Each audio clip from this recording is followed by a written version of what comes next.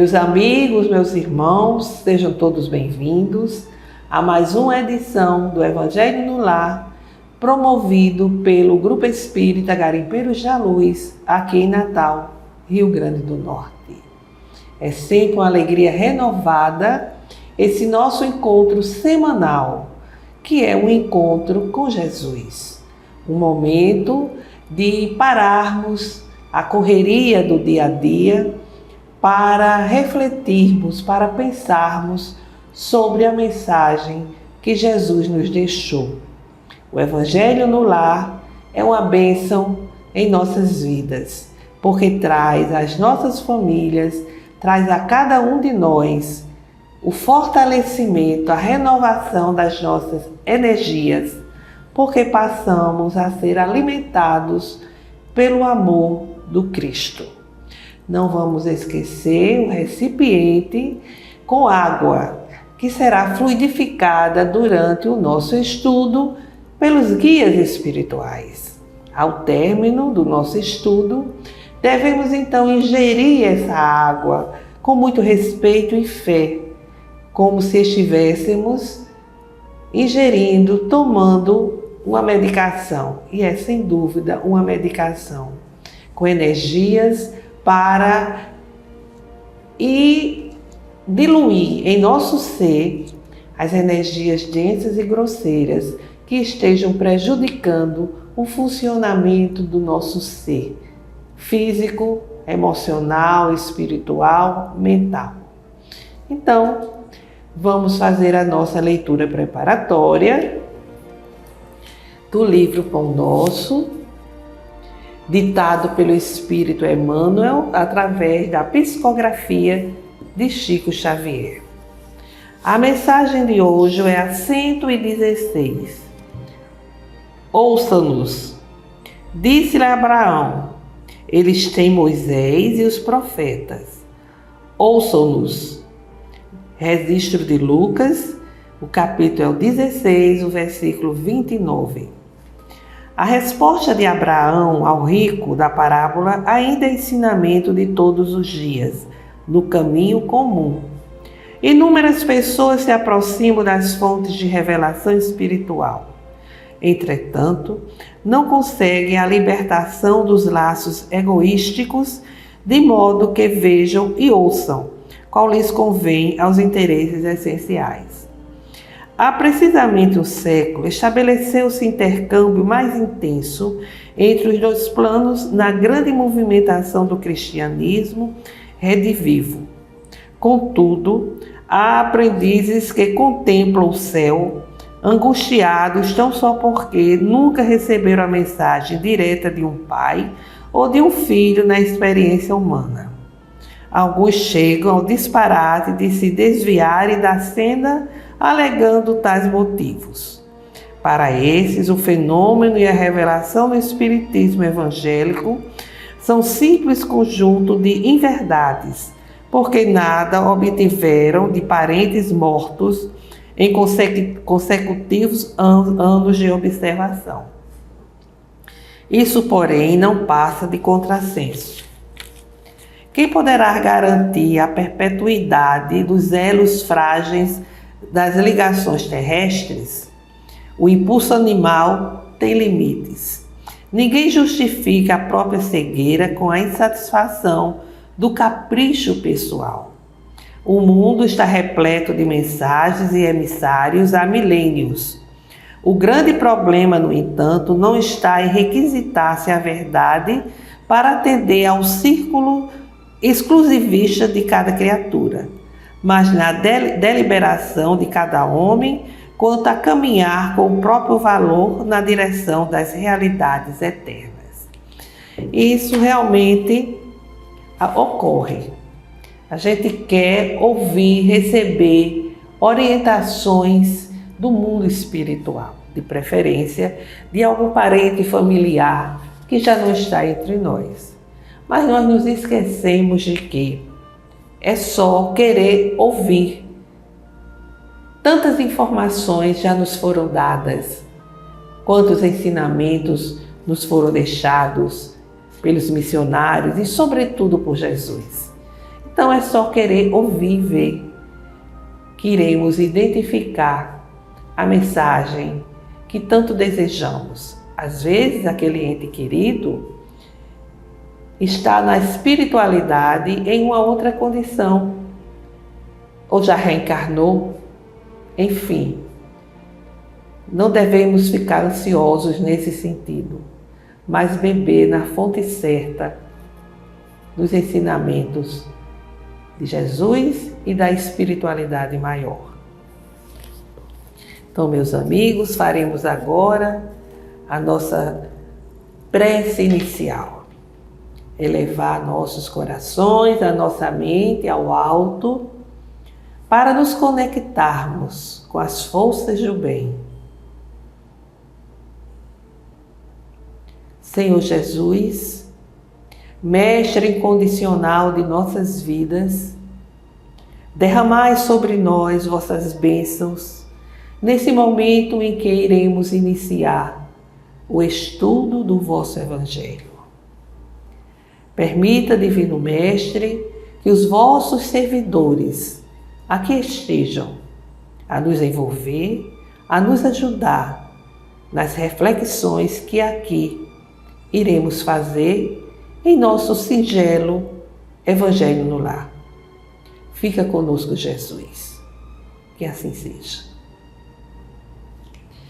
Bem, meus amigos, nós estamos fazendo o Evangelho no Lar a partir do livro de Joana de Ângeles, através da psicografia de Divaldo Franco, Florações Evangélicas.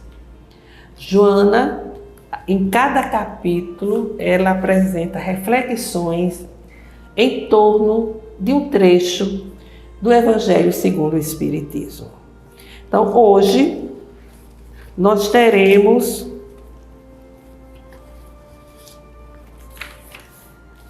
a continuidade do capítulo 3,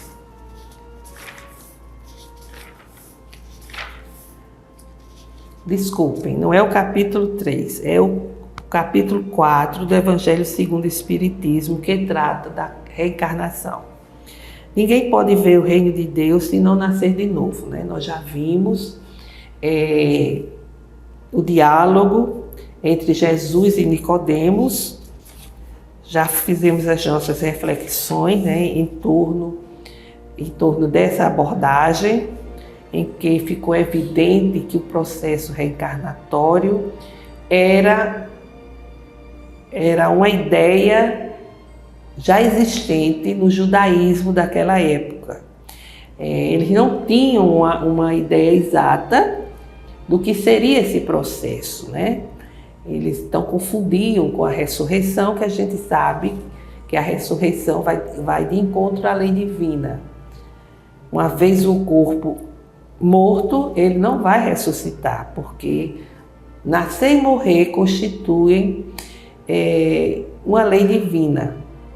Então, eles não tinham essa ideia exata do que seria a reencarnação. Mas veio a doutrina espírita, a codificação, esclarecer todo esse processo. Lembrando que não se trata a reencarnação de um assunto surgido com o Espiritismo, não.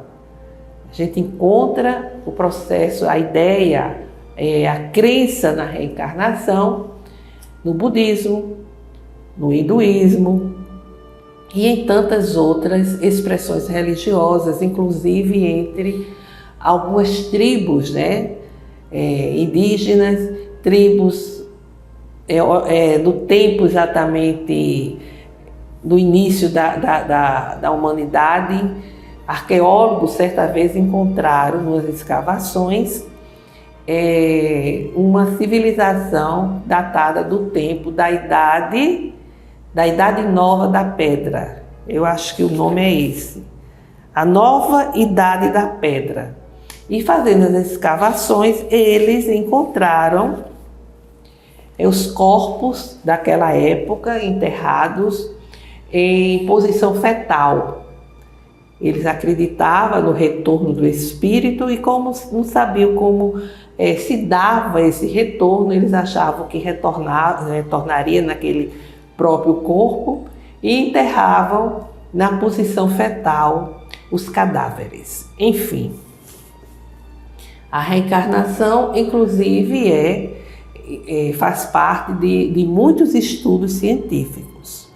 E hoje, prosseguindo, nós vamos entrar na instrução dos espíritos desse capítulo. E nas instruções nós temos o espírito São Luís, uma indagação. Quais são os limites da encarnação? Ou seja, quantas vezes devemos encarnar? Vamos ficar nesse vai e vem, né, como podemos dizer, nessa ida e vinda? Por quanto tempo? E a gente sabe, pelas informações da espiritualidade, que nós iremos reencarnar às vezes que forem necessárias ao nosso aprimoramento espiritual, às vezes necessárias ao nosso depuramento, vamos assim dizer, até que possamos diluir as energias densas, inferiores e grosseiras que estão impregnadas em nosso ser, oriundas dos erros do passado, né?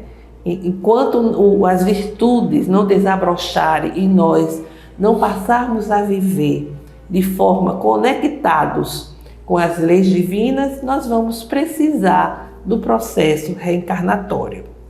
Mas São Luís nos diz o seguinte: se nós considerarmos os limites do corpo material, nós podemos dizer que, desse ponto de vista, existe uma certa limitação. Como assim? Se somos espíritos imperfeitos, em sintonia com o mundo inferior de provas e de expiações, a nossa reencarnação será limitada a esse tipo de planeta, a esse tipo de orbe, vamos assim dizer. Então, a limitação é nesse sentido. Nós não podemos ingressar em um mundo mais elevado se não tivermos a sintonia para com esse mundo. Então, a limitação seria nesse sentido. É o que ele nos diz aqui. Se considerar a encarnação sob o ponto de vista material, como ocorre sobre a Terra, posso dizer que ela é limitada aos mundos inferiores. Depende do espírito, por conseguinte, dela se livrar mais ou menos rapidamente, trabalhando pela sua depuração. Deve-se considerar também que no estado errante, quer dizer, nos intervalos das existências corporais, a situação do espírito está em relação com a natureza do mundo ao qual se liga pelo seu grau de adiantamento, que é assim, na erraticidade, ele é mais ou menos feliz, livre e esclarecido, segundo seja mais ou menos desmaterializado. E ele diz aqui, em um certo momento, que os espíritos, aqui o próprio perispírito suporta transformações sucessivas. Ele se eteriza cada vez mais até a depuração completa, que constitui os espíritos puros. Se os mundos especiais são destinados como estações aos espíritos mais avançados, estes não estão ligados ali como nos mundos inferiores. O estado de desligamento em que se encontram lhes permite se transportarem por toda parte em que os chamam as missões que lhes são confiadas. Então, fica claro, nós vamos reencarnar às vezes necessárias, porque, como já disse uma vez um espírito, através das vidas sucessivas da matéria, que nós vamos ampliando os nossos conhecimentos, vamos aprimorando as nossas virtudes, as nossas qualidades e nos libertando das imperfeições que nos levam aos erros e, consequentemente, a ficar arraigados ao atraso moral espiritual. E em seguida, São Luís continua: a encarnação é uma punição e não há senão espíritos culpados que a ela estejam obrigados? Ele responde: a passagem dos espíritos pela vida corporal é necessária para que possam cumprir, com a ajuda de uma ação material, os desígnios cuja execução Deus lhe confiou. Ela é necessária a eles mesmos porque a atividade que são obrigados a desempenhar ajuda o desenvolvimento da sua inteligência. Deus, sendo soberanamente justo,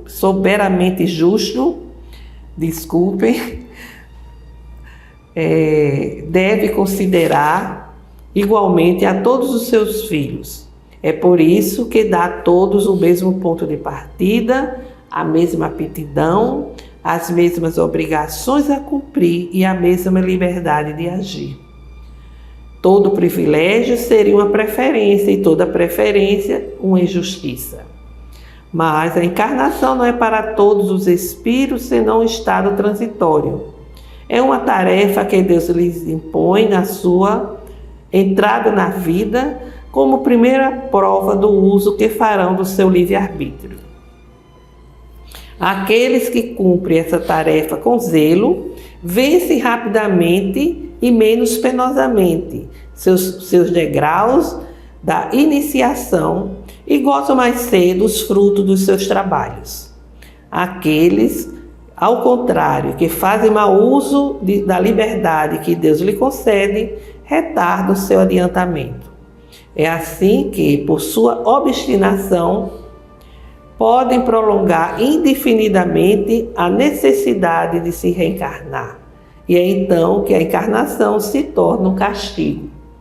Isso, a orientação de São Luís, em 1859, ele que foi um dos espíritos da codificação. Então, ele aqui nos mostra que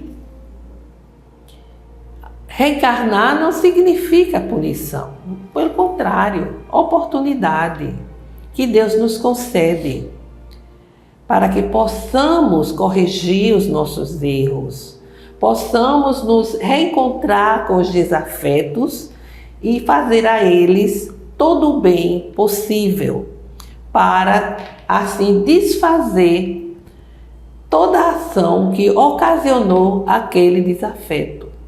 Então, é uma oportunidade grandiosa de aprendizado, de corrigenda, de restauração perante as leis de Deus. É lógico que, como ele disse aqui, podemos retardar todo esse processo evolutivo se não soubermos agir, se não soubermos utilizar adequadamente o nosso livre-arbítrio. Por quê? São Luís esclarece aquilo que a gente sempre está a afirmar, né? Somos espíritos criados por Deus simples e ignorantes, porém da mesma essência, com o mesmo ponto de partida, as mesmas oportunidades de crescimento e toda uma aptidão para o progresso através do uso do livre-arbítrio. Progredir significa aí o quê? Utilizar adequadamente o nosso livre-arbítrio. Ao invés da rebeldia, da revolta, a resignação, a tolerância, a compreensão de que os desígnios de Deus nos concedem exatamente aquilo que necessitamos para evoluir.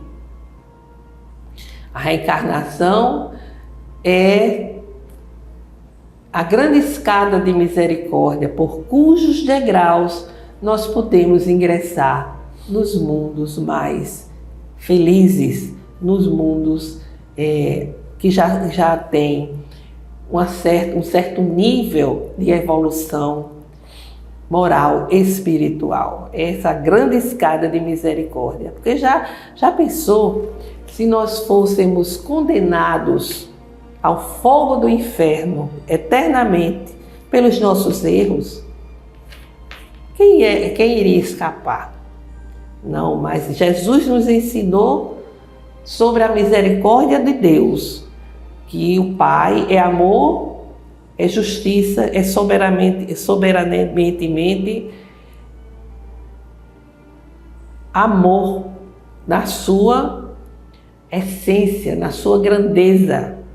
Mas ele disse também, Jesus, que não sairíamos daqui enquanto não pagássemos o último ceitil. Não iríamos sair da roda das encarnações dolorosas, difíceis, enquanto ainda estivermos rebeldes, inferiores, sintonizados com as faixas da maldade. E sobre esse assunto, Joana de Ângeles elaborou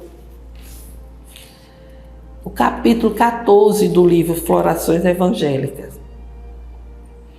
Ela colocou o nome Provação Redentora, nos mostrando exatamente uma das maiores dificuldades da criatura humana, que é o sofrimento decorrente dos relacionamentos difíceis, dos relacionamentos em que nós experimentamos a ingratidão, o desamor, a injustiça, a traição. E ela diz quantas vezes a nossa dedicação, a nossa renúncia foi grandiosa e, no entanto, passamos a receber muita ingratidão, principalmente no ambiente familiar. Olha o que ela diz. A voz que elaboraste por modular docemente agora se transforma em brado de acusação impiedosa. As mãos que uniste muitas vezes dentro das tuas, em gesto de ternura, parece pronta a esbordoar-te, o rosto tantas vezes osculado, com meiguice, surge que é congestionado diante da tua presença. Os gestos que plasmaste com incansável devotamento fazem-se bruscos e violentos em desafio à tua serenidade. Aqueles olhos que enxugaste com desvelo, quando choravam, fitam-te com chispas de ódio.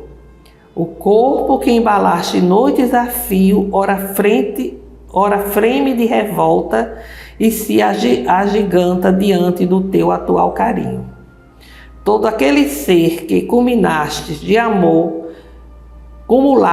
amor, então se contorce sob o gás da rebeldia e não trepida em malsinar-te, ferindo as mais caras aspirações que demoradamente acalentaste, bem como os nobres objetivos que toda a vida perseguiste, a meta da tua realização interior. Ou seja, no âmbito familiar, aquela se refere aos filhos, consanguíneos ou não, as pessoas que foram acolhidas, acalentadas com tanto amor e que agora viram as costas, ingratos, cheios de rancor, de ira e de ódio. E ela vai prosseguindo e chega a nos dizer: seja quem for o ingrato, filho, amigo, afeto, companheiro, é alguém se vitimando com o ácido que o destruirá logo depois. A ingratidão é enfermidade de erradicação difícil e demorada. A rebeldia reflete distonia espiritual. O azedume exterioriza infelicidade inferior. A agressão atesta primitivismo.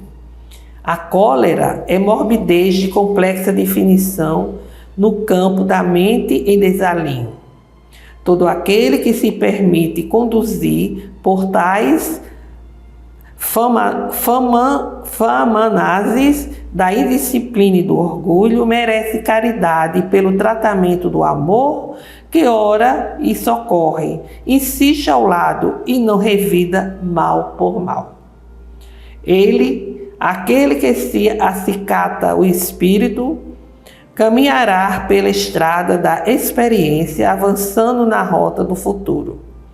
Aprenderá inevitavelmente e se tornará brando. Não é necessário que o desejes. A vida se encarrega de nós todos, cada um por seu turno. E complementa: é pena e sofres com isso, que tu não saibas valorizar o amor àquele que hoje te fere e subestima. Jesus, porém, experimentou, e em grau muito maior, a ingratidão e o desinteresse dos companheiros mais amados. Medita nele, na sua vida, e não te abales com a provação redentora. Felizes são os que amam e amam sempre, reconhecidos, fiéis. Os outros, entre os quais o ser que ora não te retribui amor por amor, já estão justiçados em si mesmos, sorvendo a amargura da inquietação e o tóxico da insegurança pessoal que os envenenam paulatinamente. Então, Joana traz para esse capítulo uma situação que é a situação da ingratidão, que ela coloca como uma provação que nós passamos. Quem é alvo de ingratidão por parte de pessoas queridas, amadas, mas que não sabem reconhecer o gesto, certo? Todas as pessoas que assim estão inseridas são pessoas, ou seja, espíritos reencarnados que passam por uma provação, mas uma provação redentora, caso essa situação seja encarada com tolerância, com resignação, com paciência, com muita fé, entendendo que a sua parte foi feita, deu amor, deu acolhimento, deu carinho, deu orientação. Mas esses queridos acolhidos se tornaram desafetos por livre e espontânea decisão de cada um. Então, ela vai exatamente pensar esta situação que afeta a todos nós, de uma forma ou de outra. Nós já passamos por uma situação dessa, né, de ingratidão, ou conhecemos na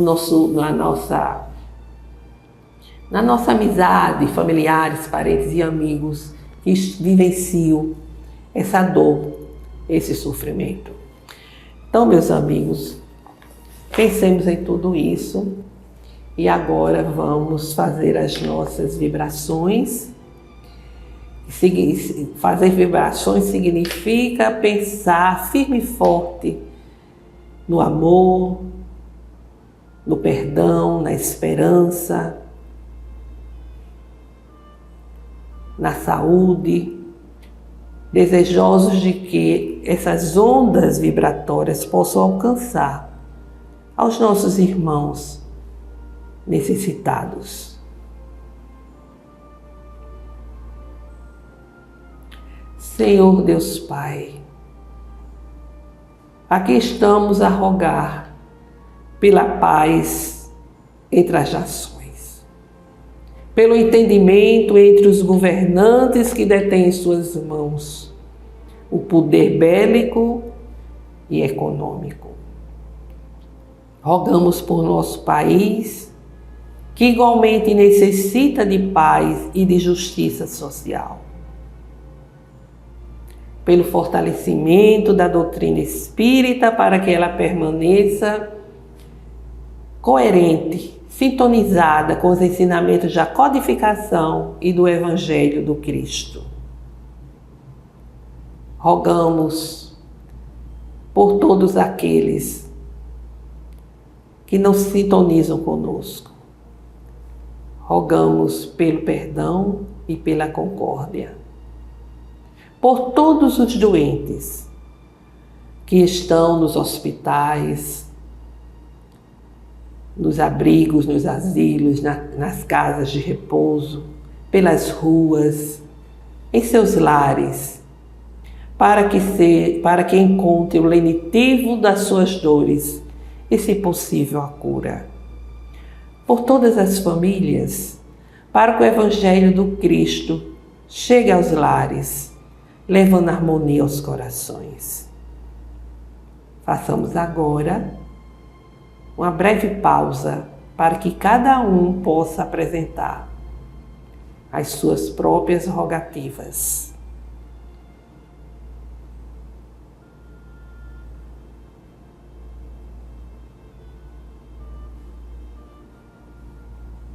Recebei, Senhor Deus, as nossas rogativas, os nossos corações em prece, aflitos, angustiados, e derramai vossas bênçãos, a vossa graça, sobre todos nós, para que não nos falte fé e esperança em nossa trajetória terrena. Nosso Pai que estás em toda parte, glorificado e santificado seja o vosso nome no louvor de todas as criaturas. Venha a nós o vosso reino de amor e sabedoria. Seja feita a vossa vontade acima dos nossos desejos, aqui na terra e em todos os ciclos espirituais. O pão do corpo, o pão do espírito, dai-nos hoje.